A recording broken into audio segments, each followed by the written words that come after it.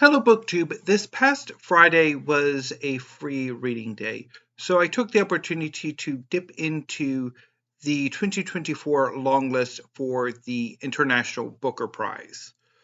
Over the last few months, I have developed a desire to increase the books in the part of my collection that I call classics, canonical, modern, and contemporary fiction, poetry, and drama. It is a mouthful, and I'm trying to come up with a new term for those bookshelves that's not snobby, that's not rooted in snobbery. I will let you know when I come up with a new term, or I'll make a separate video asking for advice on a new term for those books. But anyway, another video I probably ought to make is a video exploring my thoughts on and relationship to book prizes in general. And I'm not entirely sure if I should have made that video first before I made this one.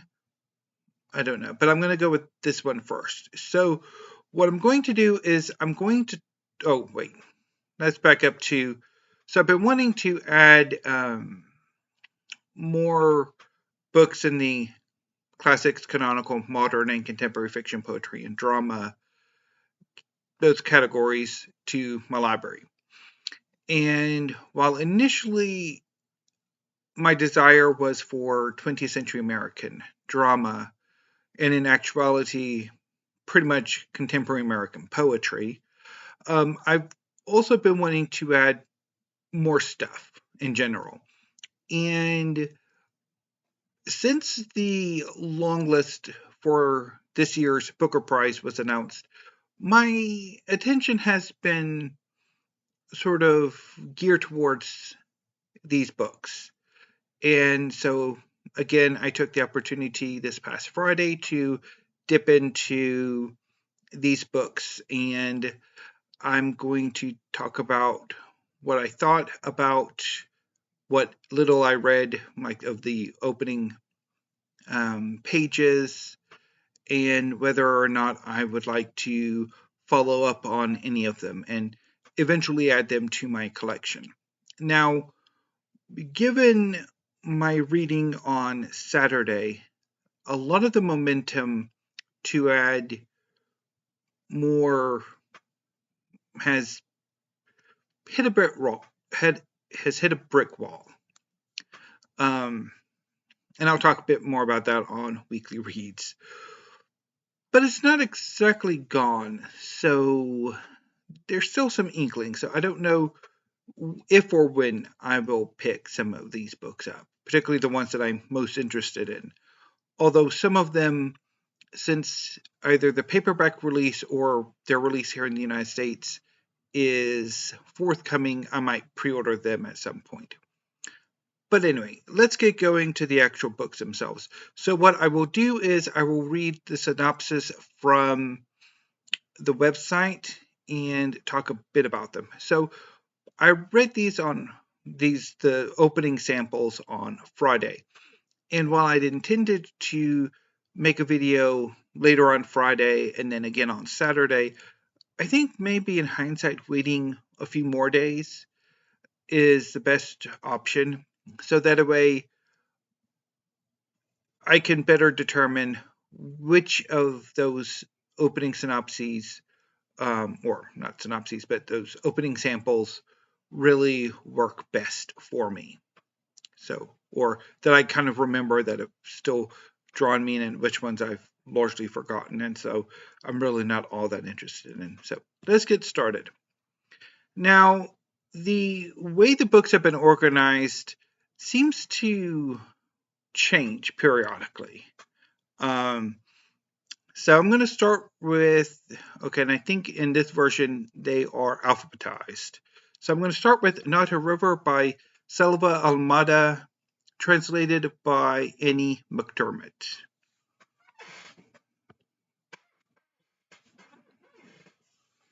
And sorry in advance for all of the movements.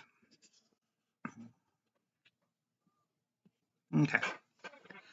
3 men go out fishing, returning to a favorite spot on the river despite their memories of a terrible accident there years earlier. As a long sultry day passes, they drink and cook and talk and dance, and try to overcome the ghosts of their past.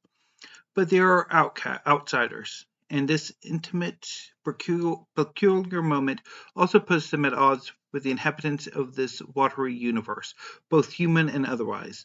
The force presses close, and violence seems inevitable. But can another tragedy be avoided?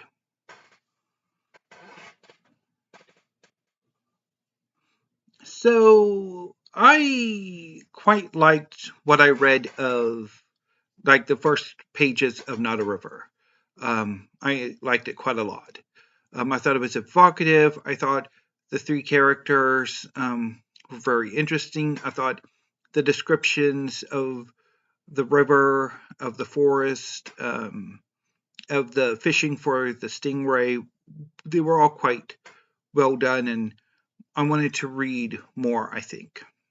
Next up is Simpatia by Rodrigo Blanco Calderon, translated by Noel Hernandez, Gonzalez, and Daniel Hahn.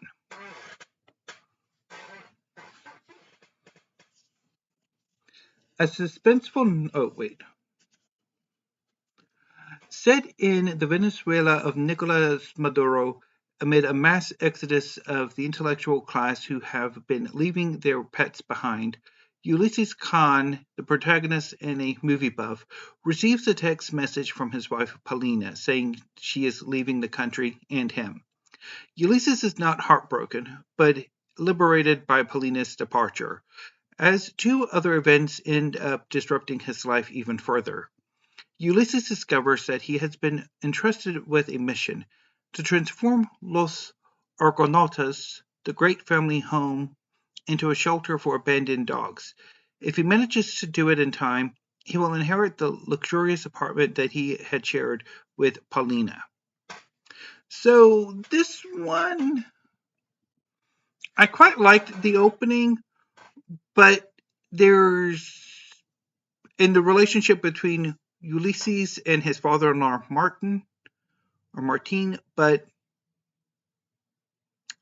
how in the hell did Ulysses end up marrying Paulina? It makes no sense. Although, I mean, I guess it's a good setup for what happens, but that whole, there could have been maybe a better way of doing that. But I liked what I read. It's just, I also foresee myself maybe picking a few fights as I read. So next up is Kairos by Jenny Erpenbeck, translated by Michael Hofmann. Let's see if I'm still recording real quick. I am. Because there might be a common possibility when I accidentally turn off the video because I don't know. I'm terrible with text, so it probably would be a better thing if I had this on a different device than what I'm filming on, but I don't. Anyway, so let's get going. So Kairos. Berlin, 11th July 1986. They meet by chance on a bus. She is a young student. He is older and married. Theirs is an intense and sudden attraction fueled by a shared passion for music and art, and heightened by the secrecy they must maintain. But when she stays for a single night, he cannot forgive her, and a dangerous crack forms between them, opening up a space for cruelty, punishment, and the exertion of power. And the world around them is changing too. As the GDR begins to crumble, so too do all the old certainties and the old loyalties, ushering in a new era whose great gains also involve profound loss. So, this is the second time I've dipped into Kairos. Last year for the translated part of the National Book Award, Kairos was longlisted. So I've kind of had it. So the first time I dipped into Kairos, I wasn't too impressed with it. But the second look, I was a bit more impressed by it. I thought the narrative nearly hooked me. Certainly far more than the last time around. Next up is The Details by Aya Genberg, translated by Kira Josefsson.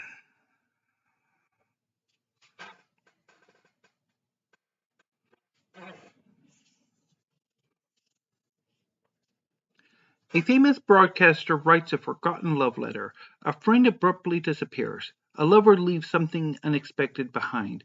A traumatized woman is consumed by her own anxiety.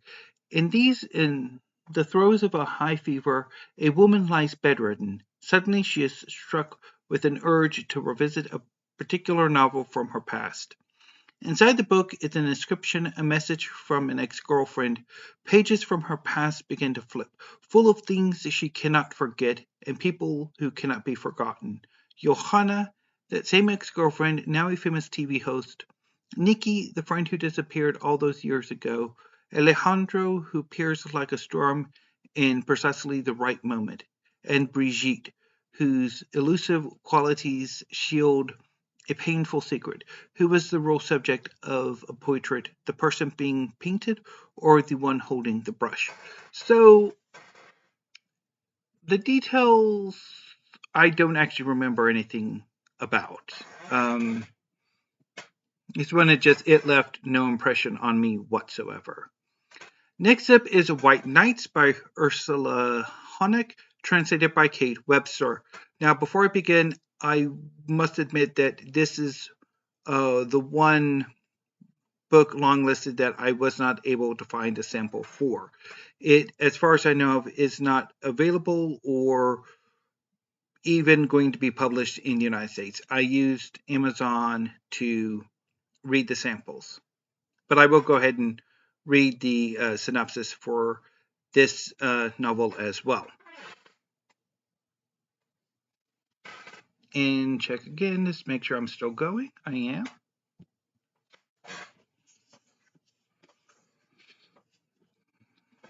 White Nights is a series of 13 interconnected stories concerning the various tragedies and misfortunes that befall a group of people who all grew up and lived in the same village in the Beskidnitsky region in southern Poland. Each story centers itself around a different character and how it is that they manage to cope, survive, or merely exist, despite and often in ignorance of the poverty, disappointment, tragedy, despair, brutality, and general sense of futility that surrounds them. Next up is Matter 210 by Hwang Sok-yong. Hwang Sok-yong, translated by Sara Kim Russell, Youngjae, and Josephine Bay.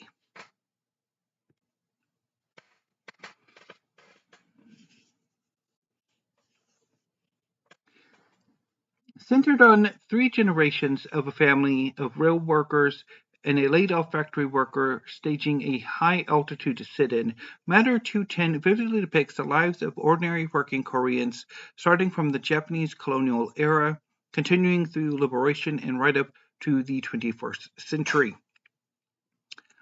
I loved the opening of this book.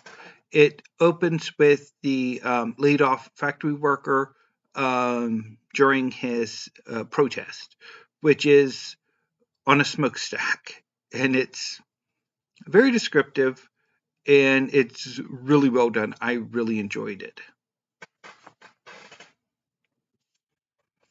Next up is A Dictator Calls by Isamail Kadare, translated by John Hodgson.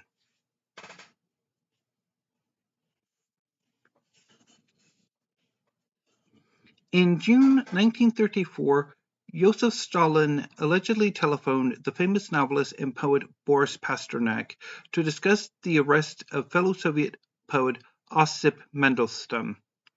In a fascinating combination of dreams and dossier facts, Ismail Kadare, winner of the inaugural International Booker Prize, reconstructs the 3 minutes they spoke and the aftershocks of this tense, mysterious moment in modern history, weaving together the accounts of witnesses, reporters, and writers such as Isaiah Berlin and Anna Akhmatova.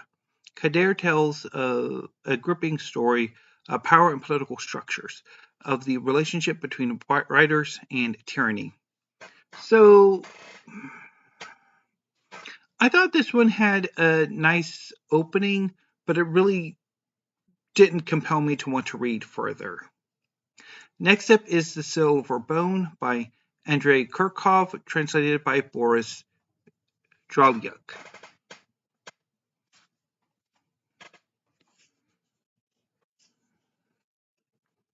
Kyiv, 1919. The Soviets control the city, but white armies menace them from the west. No man trusts his neighbor, and any spark of resistance may ignite into open rebellion. When Samson Kulachenko's father is murdered, his last act is to save his son from a falling Cossack saber. Deprived of his right ear instead of his head, Samson is left an orphan, with only his father's collection of abacuses for company. Until, that is, his flight is requisitioned by 2 Red Army soldiers, whose secret plan Samson is somehow able to overhear with uncanny clarity, despite missing one of his ears. Eager to thwart them, he stumbles into a world of murder and intrigue that will either be the making of him or finish what the Cossacks started. This book has a very effective opening. It's a scene where Samson loses his ear and runs to find a doctor to sort of help stanch the bleeding and take care of it. But I don't know, there's just something about the story that I'm not particularly interested in reading. Next up is What I'd Rather Not Think About by Yinta Postuma, translated by Sara Timmer Harvey.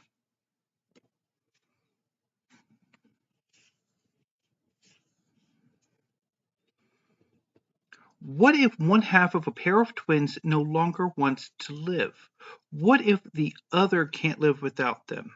This question lies at the heart of Yinta Postuma's deceptively simple What I'd Rather Not Think About. The narrator is a twin whose brother has recently taken his own life. She looks back on their childhood and tells of their adult lives, how her brother tried to find happiness but lost himself in various men and the Bhagwan movement, though never completely. So I really loved the opening of What I'd Rather Not Think About. I thought the scene of the twins playing, even if it is a quite disturbing game that they were playing, I thought it was very moving, and I wanted to continue on with this book. I was rather upset when the sample ended. Next up is Lost on Me by Veronica Rimo, translated by Leah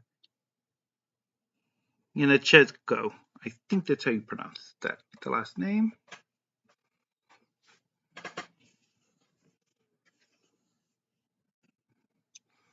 Vera has grown up in Rome with her eccentric family, an omnipresent mother who is devoted to her own anxiety, a father ruled by hygienic and architectural obsessions, and a precocious genius brother at the center of their attention.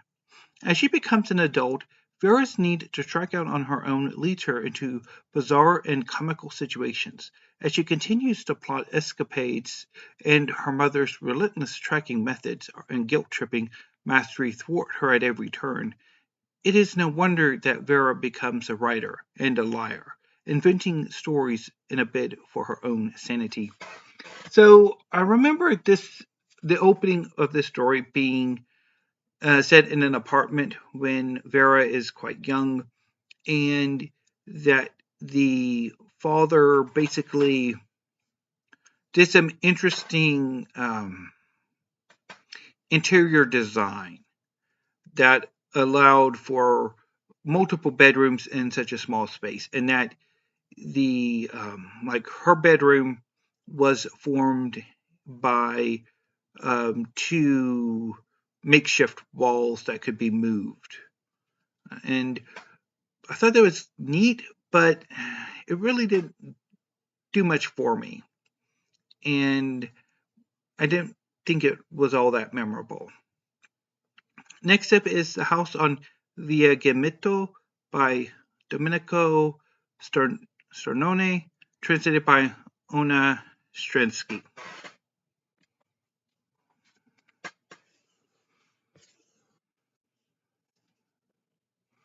The modest apartment in Via Gemito smells of paint and white spirit. The living room furniture is pushed up against the wall to create a makeshift studio, and drying canvases must be moved all off the beds each night. Federi, the father, a railway clerk, is convinced of possessing great artistic talent. If he didn't have a family to feed, he'd be a world-famous painter. Ambitious and frustrated, genuinely talented, but full of arrogance and resentment, his life is marked by bitter disappointment. His long-suffering wife and their 4 sons bear the brunt. It's his firstborn who, years later, will sift the lies from the truth to tell the story of a man he spent his whole life trying not to resemble. I quite liked the opening, even though it's not necessarily about the father as artist, but the father as boxer, and how the father is definitely a storyteller.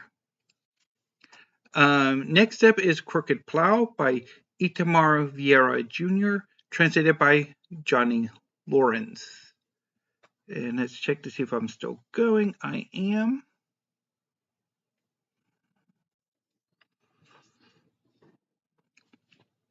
Deep in Brazil's neglected Bahia hinterland, 2 sisters find an ancient knife beneath their grandmother's bed, and momentarily mystified by its power, decide to taste its metal. The shuddering violence that follows marks their lives and binds them together forever. This one, it has an evocative opening. The 2 sisters rifling through their grandmother's belongings while she's out of the house, and for some odd reason, putting the knife in their mouth and cutting themselves with it before the grandmother returns home and losing it, because obviously who wouldn't when they're catching their granddaughters trying to putting knives in their mouths, particularly when they're probably not at the age where they should be doing that anymore. But I don't know. I don't think I would want to continue with Crooked Plow. And finally, Undiscovered by Gabriela Wiener, translated by Julia Sanchez.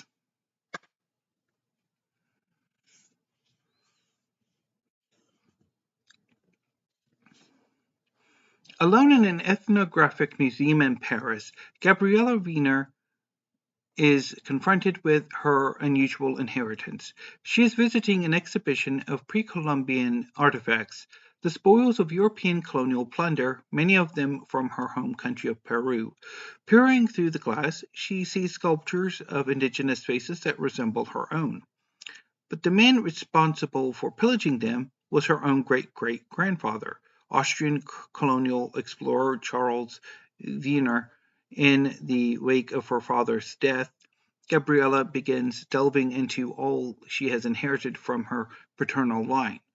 From the brutal trail of racism and theft Charles was responsible for, to revelations of her father's infidelity, she traces a legacy of abandonment, jealousy, and colonial violence, and questions its impact on her own struggles with desire, love, and race in a polyamorous relationship. So, This one here is the one I'm least interested in reading. I don't know if it's the translation or the writing style, but this book, Undiscovered, reminds me of like a beginner, like a freshman or sophomore creative writing student rather than a polished novel. I found the first bit of what I read to be just not very good. So of the 13, I'm most interested in continuing on with of reading What I'd Rather Not Think About by Yinta Postuma, Matter 210 by Hwang Sok-yong, Not a River by Selva Almada, and Kairos by Erpenbeck, and Simpatia by Rodrigo Blanco Calderon. Now, I don't know exactly when, if or when, I should say, any of these books will be joining my library. Again, the momentum to add them is at an ebb right now. Had it been Friday and I decided to put in an order or several orders, but I decided to wait, and yeah, so we shall see when they come in. But anyway, BookTube, I hope this